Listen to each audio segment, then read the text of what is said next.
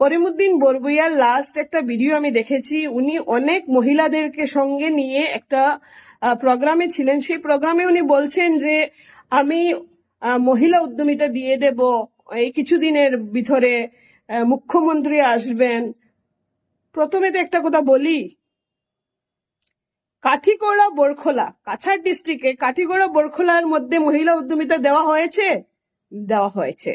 সমস্ত কাছাড় ডিস্ট্রিক্টের মধ্যে শুধু সোনাই সমষ্টির মধ্যে মহিলা উদ্যমিতা দেওয়া হয় নাই।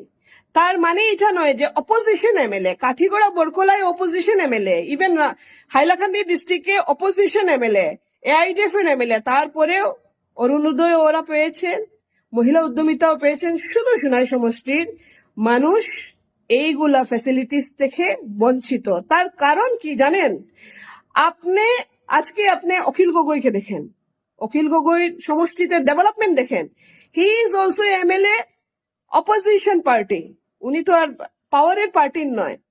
কথা এইটা যে কাজ করার জজবা থাকতে হবে, কাজ করার সেই মনোভাব থাকতে হবে, সমষ্টির জনগণের জন্য পাগল থাকতে হবে, সেইটার ভিতরে টেনশন থাকতে হবে যে এতগুলো মানুষ আমাকে ভোট দিয়েছে অনেক আশা নিয়ে, আর সেই আশাগুলোকে পুরো করার সেই ক্ষমতাটা থাকতে হবে, সেই জায়গায় নিয়ে পৌঁছাতে হবে, সেই লড়াইটাও লড়তে হবে। আর সেইগুলো জিনিস আপনার কাছে নেই।